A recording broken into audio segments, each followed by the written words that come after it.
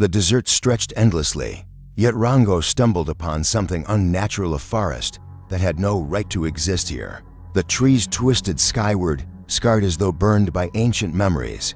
The air was heavy, suffocating, and the silence pressed down on him like a weight. With each step into the fog, the cowboy lizard felt the desert slipping away, replaced by a place that was alive with secrets it should not hold. Something was watching, something was waiting, and once he entered, there would be no turning back. The mist thickened until it curled around Rango's legs, and that's when he saw it. A small fawn stood in the distance, fragile and innocent, its eyes wide with sorrow. It was Bambi, or at least something that looked like him.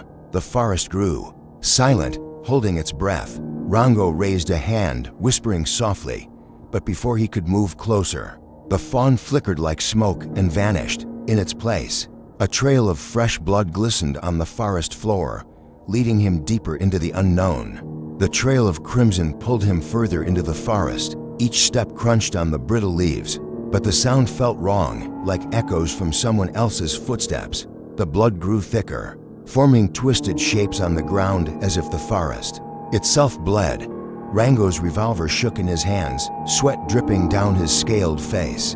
He crouched low, staring at the stains. The forest creaked and groaned around him, branches twisting like claws. The trail was leading him somewhere he was never meant to see. A thunderous crack tore through the air, a gunshot echoing again and again. Though no hunter could be seen, Rango stumbled into a clearing, and the earth itself was painted red. The soil bled, and jagged antlers jutted out like gravestones of the fallen. He froze, heart racing, as a strange light flickered through the mist. The air carried grief so heavy it nearly suffocated him. The clearing was a graveyard of memory, and the forest wanted him to feel every moment of its tragedy.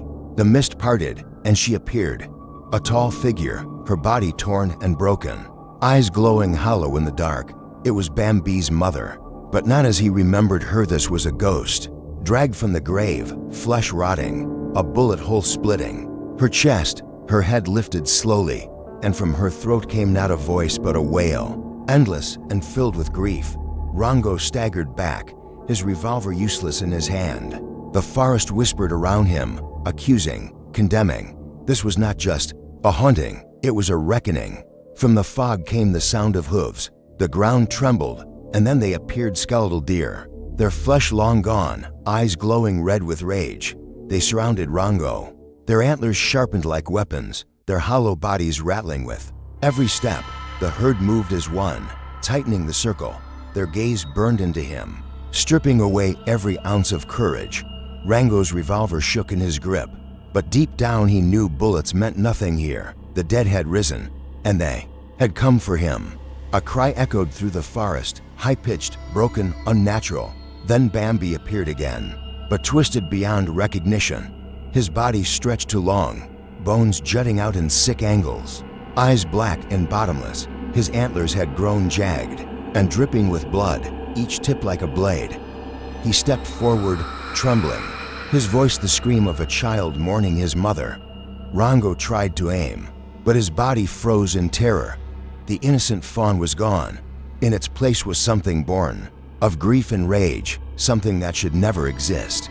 The forest erupted with life, branches twisting down like claws, wrapping around Rango's arms and legs. He screamed as he was dragged across the crimson-soaked ground. From the darkness, the ghost of Bambi's mother crawled closer, her eyes glowing, whispering promises of eternal grief. The skeletal herd closed in, their steps pounding like drums of death. And then Bambi charged, monstrous and relentless, his scream echoing through the night. The last thing Rango saw before the mist swallowed him was an endless wall of glowing eyes. The reckoning had come, and there would be no escape.